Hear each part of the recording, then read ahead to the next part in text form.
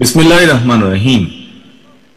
জুলাই আগস্টের ফ্যাসিবাদ বিরোধী গণ অভ্যুত্থানের বর্ষপূর্তি উপলক্ষে মাসাধিককাল ব্যাপী কর্মসূচির অংশ হিসাবে বিএনপি গণ অভ্যুত্থান 2024 জাতীয় ঐক্য গণতান্ত্রিক অভিযাত্রা এবং শহীদ পরিবারের সম্মাননা অনুষ্ঠান আয়োজন করেছে। বিএনপি আয়োজিত আজকের এই অনুষ্ঠানের সম্মানিত সভাপতি জনাব রুহুল কবির রিজভী, উপস্থিত বাংলাদেশ জাতীয়তাবাদী দলের সম্মানিত মহাসচিব জনাব মির্জা ফখরুল ইসলাম আলমগীর, স্থায়ী কমিটির সম্মানিত সদস্য নেতৃবৃন্দ এবং ফ্যাসিবাদ বিরোধী রাজপথের আন্দোলনের সহকর্মী বিভিন্ন রাজনৈতিক দলের নেতৃবৃন্দ, বিভিন্ন রাজনৈতিক দল থেকে আগত জাতীয় নেতৃবৃন্দ, শিক্ষক, সাংবাদিক, বুদ্ধিজীবী, বিভিন্ন শ্রেণী, পেশা এবং সিভিল সোসাইটির সম্মানিত প্রতিনিধিগণ, বিশেষ করে ফ্যাসিবাদী বিরোধী আন্দোলনের হাজারো শহীদ এবং হতাহতদের বাবা মা, আত্মীয় স্বজন, প্রিয়জন যারা এখানে উপস্থিত হয়েছেন, আপনারা আমার আন্তরিক শুভেচ্ছা এবং সালাম গ্রহণ করুন। আসসালামু আলাইকুম। আজকের এই অনুষ্ঠানে আমি আমার বক্তব্যের শুরুতেই 52-এর ভাষা আন্দোলন থেকে শুরু করে বাংলাদেশের স্বাধীনতা এবং মুক্তিযুদ্ধ, স্বৈরাচার এবং ফ্যাসিবাদ বিরোধী আন্দোলনের শহীদদের প্রতি জানাই গভীর শ্রদ্ধা। একই সঙ্গে দেশের গণতান্ত্রিকামী জনগণকে অভিনন্দন জানাই। গুম, খুন, অপহরণ, জেল, জুলুম, হুলিয়া, হামলা, মামলা, ভয় কোনো কিছুই যাদেরকে গণতন্ত্র পুনরুদ্ধারের আন্দোলন থেকে বিচ্যুত রাখতে পারেনি। শহীদ পরিবারের সম্মানিত সদস্যবৃন্দ, 2024 সালের 5ই আগস্ট ফ্যাসিস্ট পলায়নের পরক্ষণে আমার দেওয়া প্রথম বক্তব্যে আমি শহীদ পরিবারের মায়েদের এবং সন্তান স্বজনদের প্রতি গভীর শ্রদ্ধা জানিয়ে কয়েকটি কথা বলেছিলাম। ফ্যাসিস্ট পতনের বছর পূর্তি এই অনুষ্ঠানে শহীদ পরিবারের সদস্যদের সম্মানে আমি আবারও খুব সংক্ষেপে আমার 5ই আগস্টের দেওয়া 1 বছর আগে সেই বক্তব্যটির দু একটি কথা উল্লেখ করতে চাই। সেদিন আমি বলেছিলাম, গণ অভ্যুত্থানে যারা তাদের প্রিয় সন্তান হারিয়েছেন, বিজয়ের ঐতিহাসিক এই মুহূর্তে আমি সেই সব মায়েদের প্রতি বিনম্র শ্রদ্ধা জানাই। গত 15 বছরের ফ্যাসিবাদী শাসনকালে এইভাবে অনেক সন্তান তাদের প্রিয়তম পিতা হারিয়েছেন, অনেক স্ত্রী হারিয়েছেন তাদের প্রিয়তম স্বামীকে। গুম, খুন, অপহরণ করে অসংখ্য মায়ের বুক খালি করে দেওয়া হয়েছে। আপনাদের সন্তান স্বজনদের শহীদী মৃত্যু আর ত্যাগ তিতিক্ষায় 5ই আগস্ট আরেকটি বিজয় দেখেছে বাংলাদেশ। শহীদ পরিবারের সম্মানিত সদস্যগণ, 24-এর গণ অভ্যুত্থানে আপনার প্রিয়জন দেশের জন্য, দেশের মানুষের জন্য, গণতন্ত্রের জন্য নিজের জীবন উৎসর্গ করেছেন। একজন শহীদ শুধু আপনার স্বজন নন, তিনি জাতির গৌরব, তিনি মুক্তিকামী মানুষের প্রেরণা। সুতরাং আপনাদের স্বজন হারানোর বেদনা, আপনাদের সহ্য শক্তি, সংগ্রাম এবং সাহসের প্রতি গণতান্ত্রিকামী জনগণের পক্ষ থেকে আবারও জানাই গভীর শ্রদ্ধা ও কৃতজ্ঞতা। শহীদ পরিবারের সম্মানিত মায়েরা এবং প্রিয় ভাই ও বোনেরা, আজ আপনাদের সামনে আমি এবং আমরা সবাই আবারও একটি প্রত্যয় ব্যক্ত করতে চাই। 1971 সালে বাংলাদেশের স্বাধীনতা অর্জনের যুদ্ধে শহীদ মুক্তিযোদ্ধাদেরকে যেমন বাংলাদেশ ভোলেনি, 2024 সালে দেশ এবং জনগণের স্বাধীনতা রক্ষার যুদ্ধে বীর শহীদদেরকেও বাংলাদেশ কখনোই ভুলবে না। জনগণের রায় বিএনপি রাষ্ট্র পরিচালনার দায়িত্ব পেলে শহীদদের প্রতি শ্রদ্ধা জানিয়ে দেশের বিভিন্ন স্থাপনা, সড়ক কিংবা গুরুত্বপূর্ণ প্রতিষ্ঠানের নামকরণের ইচ্ছে আমাদের আছে।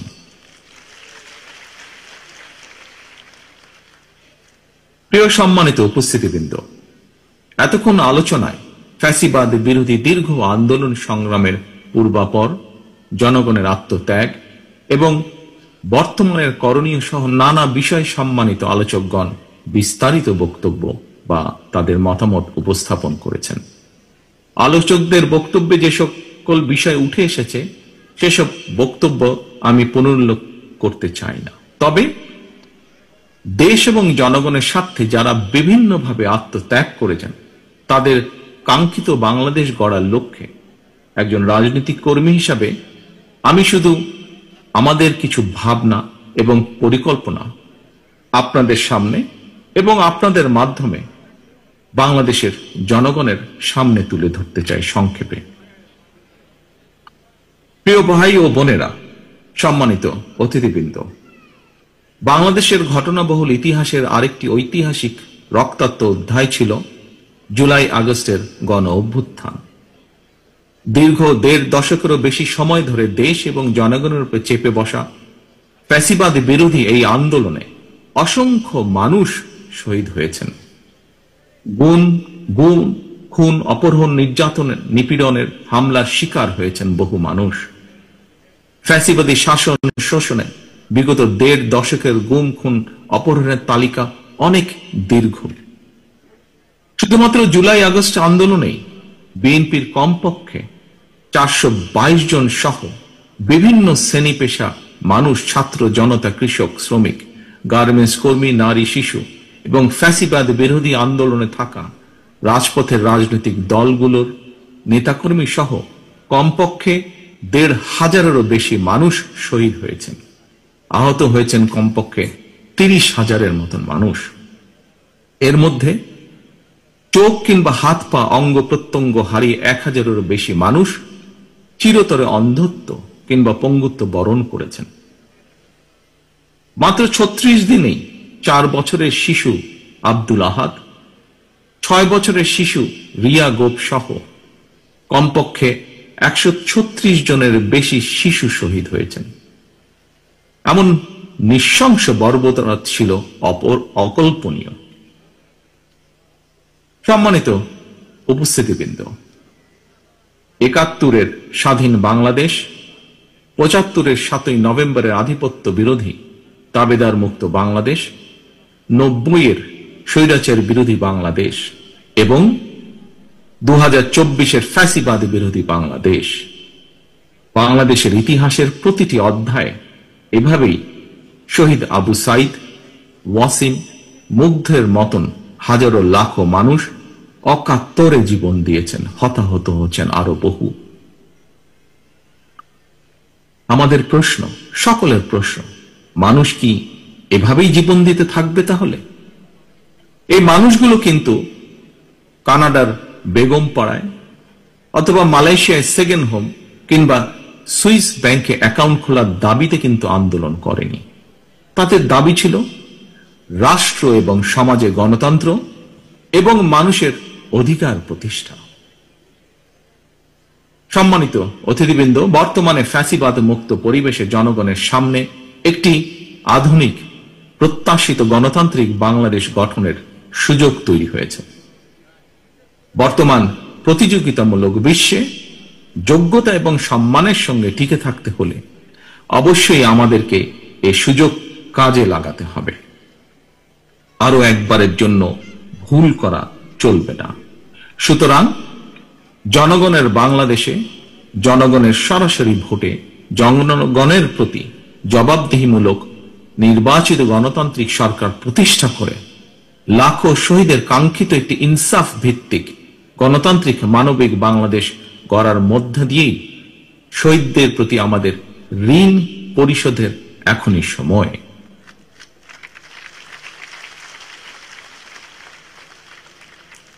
সম্মানিত উপস্থিতিবৃন্দ, একটি দেশের জন্য ৫৪ বছর কম সময় নয়। এই দীর্ঘ সময় জনগণের ত্যাগ, গৌরব, বিজয় আর নানা উত্থান পতনের ইতিহাস আমরা ভুলে যেতে চাই না। তবে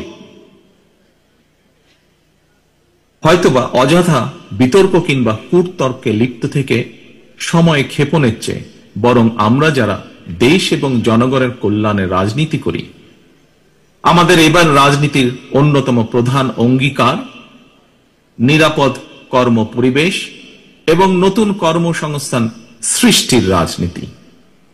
আমাদের এবারকার অঙ্গীকার এই সকল কথাগুলো বাস্তবায়ন আর দৃষ্টান্ত স্থাপনের রাজনীতি।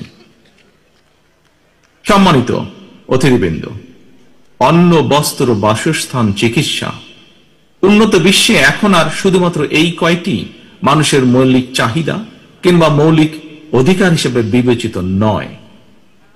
বিশ্বের অগ্রগতির সঙ্গে সঙ্গে আরো অনেকগুলো গুরুত্বপূর্ণ বিষয় এই তালিকায় অন্তর্ভুক্ত হয়েছে। জননিরাপত্তা, জন অধিকার, বাক ও ব্যক্তি স্বাধীনতা, সম ও ন্যায্য অধিকার, পরিবেশ সুরক্ষা, জলবায়ু পরিবর্তনের প্রভাব।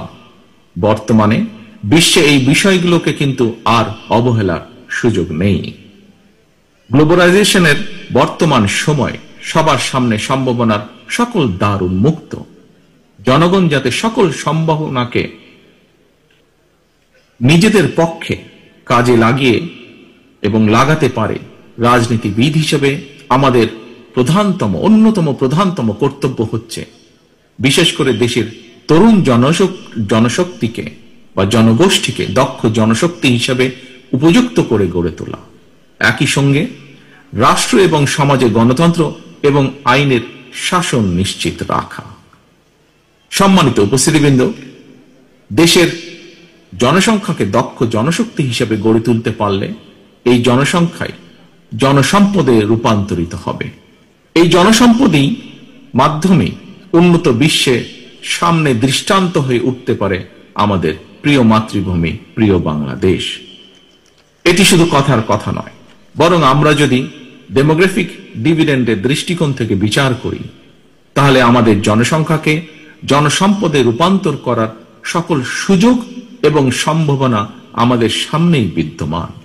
এখন শুধু প্রয়োজন সুষ্ঠু নীতিমালা প্রণয়ন এবং বাস্তবায়ন। এবং সেই লক্ষ্যকেই সামনে রেখেই ফ্যাসিবাদ বিরোধী আন্দোলনে আমাদের রাজপথের সহযোগী গণতন্ত্রের পক্ষের রাজনৈতিক দলগুলোর সঙ্গে পরামর্শ করে বিএনপি ৩১ দফা কর্মসূচি প্রণয়ন করেছে। আসন্ন জাতীয় নির্বাচনে বিএনপি জনগণের রাষ্ট্র পরিচালনার দায়িত্ব পেলে জাতীয় সরকার গঠন করে দেশ এবং জনগণের উন্নয়নের প্রতিটি কর্মসূচির বাস্তবায়নের সর্বোচ্চ উদ্যোগ এবং প্রচেষ্টা গ্রহণ করবে। সম্মানিত উপস্থিতিবৃন্দ, একটি দুর্নীতিমুক্ত, নিরাপদ, মানবিক, গণতান্ত্রিক বাংলাদেশ প্রতিষ্ঠার সুমহান লক্ষ্যে দেশের গণতান্ত্রিকামী প্রতিটি ব্যক্তি ও প্রতিষ্ঠান, প্রতিটি রাজনৈতিক দল ঐক্যবদ্ধ। প্রতিটি রাজনৈতিক দলের নিজস্ব দৃষ্টিভঙ্গি এবং কর্মসূচিগত পার্থক্যের কারণে কোনো কোনো ইস্যুতে ফ্যাসিবাদ বিরোধী রাজনৈতিক দলগুলোর মধ্যে অনৈক্য মনে হলেও আমি দৃঢ়ভাবে বিশ্বাস করি জাতীয় স্বার্থে আমরা সবাই এক। হাজারো শহীদের রত্ন স্নাত রাজপথে ফ্যাসিবাদ বিরোধী এই জাতীয় ঐক্য গড়ে উঠেছে। ৫ই আগস্ট এর জ্বলন্ত উদাহরণ। প্রত্যেকটি ইস্যুতে প্রতিটি রাজনৈতিক দলের ঐক্যমত হওয়া জরুরি নয়, তবে অবশ্যই জাতীয় ইস্যুতে জাতীয় স্বার্থে ঐক্যমত থাকাটাই সবচেয়ে বেশি জরুরি। এটি গণতন্ত্রের সৌন্দর্য। আগামী দিনে আর কোনো অপশক্তি যাতে বাংলাদেশকে তাবেদার রাষ্ট্রে পরিণত করার দুঃসাহস না দেখায়, সংবিধান লঙ্ঘনকারী পতিত পরাজিত পলাতক তাবেদার অপশক্তি যাতে আর মাথাছাড়া দিয়ে উঠতে না পারে, দেশ এবং জনগণের স্বার্থের বিরুদ্ধে আর কেউ যাতে অপতৎপরতা চালাতে না পারে, আমি দৃঢ়ভাবে বিশ্বাস করি, আমাদের দল বিএনপি বিশ্বাস করে এইসব বিষয় ফ্যাসিবাদ বিরোধী জাতীয় ঐক্য অটুট রয়েছে, ভবিষ্যতেও তা অটুট থাকবে ইনশাআল্লাহ। সম্মানিত অতিথিবৃন্দ, আমি এবং আমার দল বিএনপি আমরা দেশে গণতান্ত্রিক রাজনৈতিক বিধি ব্যবস্থাকে এমন একটি চিরস্থায়ী ভিত্তির উপরে প্রতিষ্ঠিত করতে চাই, যেখানে রাজনৈতিক দল এবং সরকারের সকল রাজনৈতিক ক্ষমতার নিয়ন্ত্রক থাকবে জনগণ। জনগণই তাদের রাজনৈতিক ক্ষমতা প্রয়োগ করে স্থানীয় সরকার থেকে কেন্দ্রীয় সরকার প্রতিটি পর্যায়ে প্রতিনিধি নির্বাচন করবে।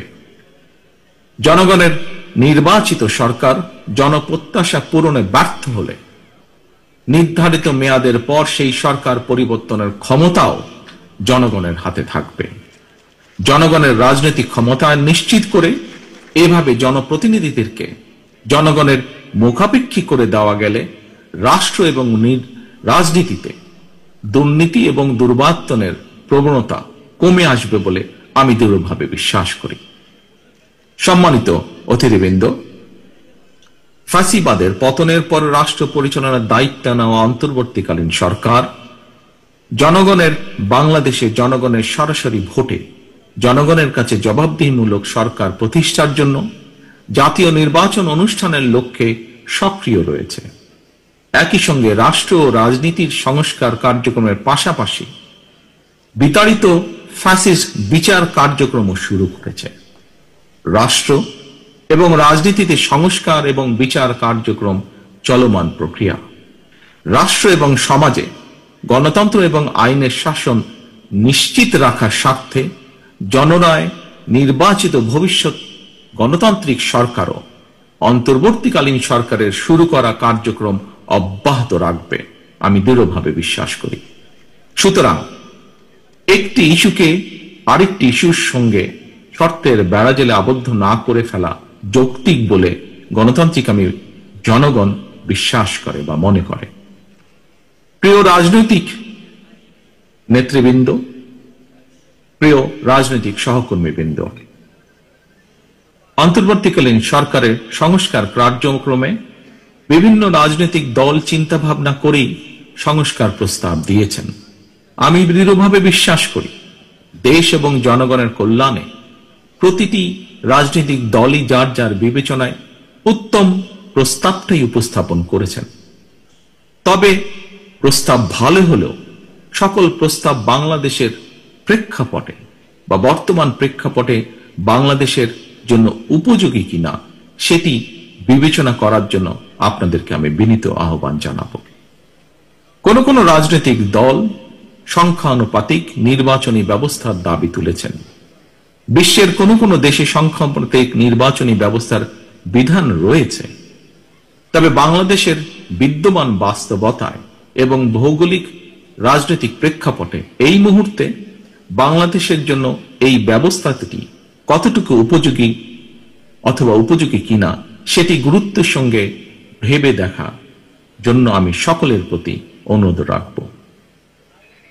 বাংলাদেশের গণতান্ত্রিক বিধি ব্যবস্থাকে শক্ত ভিত্তির উপর প্রতিষ্ঠিত রাখতে হলে, বাংলাদেশকে তাবেদার মুক্ত রাখতে হলে এই মুহূর্তে জনগণের ঐক্য সবচাইতে বেশি প্রয়োজন। কিন্তু সংখ্যানুপাতিক নির্বাচনী ব্যবস্থা দেশে ঐক্যের পরিবর্তে বিভক্তিমূলক সমাজ এবং অস্থিতিশীল সরকার সৃষ্টির কারণ হয়ে উঠতে পারে কিনা এই বিষয়গুলো গুরুত্ব সহকারে আরো একবার ভেবে দেখার জন্য আমি সকল রাজনৈতিক নেতৃবৃন্দকে বিনীত আহ্বান এবং অনুরোধ করব।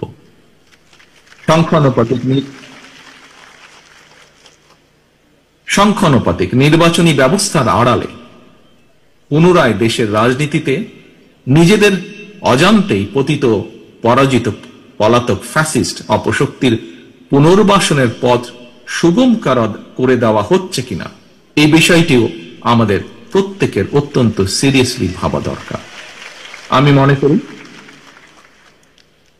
আমি মনে করি নিত্য নতুন ইস্যু যদি আমরা সামনে নিয়ে আসতে থাকি, এর সুযোগে ষড়যন্ত্রকারীরা আবারও মাথা চাড়া দেওয়ার সুযোগ পাবে।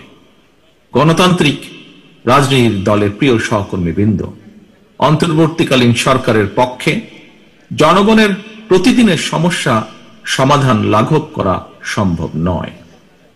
জনগণের সমস্যা সম্ভাবনার কথা তাদের কাছে পৌঁছানোর তেমন কোনো মাধ্যম নেই রাজনৈতিক দলগুলোর যেমন থাকে। সুতরাং সংস্কারের ইস্যু নিয়ে আমরা যদি অন্তর্বর্তীকালীন সরকারকে ব্যস্ত রাখি, তাহলে হয়তোবা সেটি জনগণকে তাদের রাজনৈতিক এবং অর্থনৈতিক অধিকার থেকে বঞ্চিত রাখতে পারে।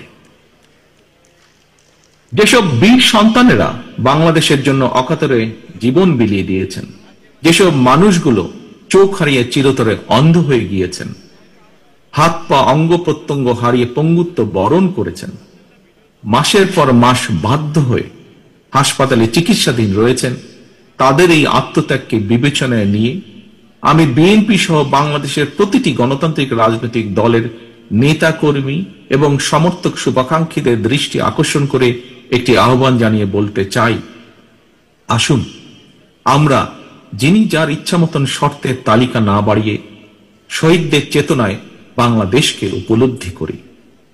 চোখ হারানো যোদ্ধার অন্তর্দৃষ্টি দিয়ে বাংলাদেশকে দেখার চেষ্টা করি।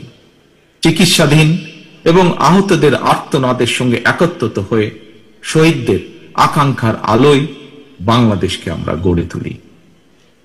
প্রিয় সম্মানিত অতিথিবৃন্দ, প্রিয় উপস্থিতিবৃন্দ, রাজনৈতিক আমন্ত্রিত নেতৃবৃন্দ, প্রতিশোধ প্রতিহিংসা নয়, শহীদদের কাঙ্ক্ষিত বাংলাদেশ প্রতিষ্ঠার জন্য শুরু হোক আলোর প্রতিযোগিতা, শুরু হোক ভালোর প্রতিযোগিতা।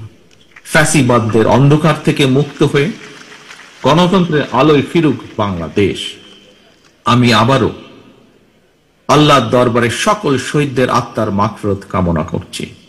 চিকিৎসাধীন এবং আহতদের দ্রুত আরোগ্য কামনা করছি। গণ অভ্যুত্থানের বছর পূর্তির মাসব্যাপী অনুষ্ঠানের আজ শুভ উদ্বোধন হলো। মাসব্যাপী আমাদের আরো কর্মসূচি রয়েছে। এই সকল কর্মসূচিগুলো সুন্দরভাবে সফলভাবে অনুষ্ঠিত হোক সেই কামনা করে অনুষ্ঠানের উদ্বোধন ঘোষণা করছি। একই সাথে আজকের প্রথম দিনের এই অনুষ্ঠান সফল করার জন্য যারা কষ্ট করেছেন, এই আয়োজকদের সকলকে, আজকের এই অনুষ্ঠানের বা এই কমিটির যে আহ্বায়ক আছেন তাকে সহ প্রত্যেকটি কর্মী যারা কষ্ট করেছেন, যারা সফল করেছেন, ঘরের ভেতরে এবং ঘরের বাইরে প্রতিটি মানুষকে আমি জানাই আন্তরিক ধন্যবাদ। সকলের সুস্বাস্থ্য কামনা করে আমাদের প্রত্যাশিত বাংলাদেশ গড়ে তোলার প্রত্যাশা রেখে সকলের কাছে বিদায় নিয়ে আমার বক্তব্য শেষ করছি। আল্লাহ হাফেজ। বাংলাদেশ জিন্দাবাদ। বাংলাদেশ জাতীয়তাবাদী দল জিন্দাবাদ।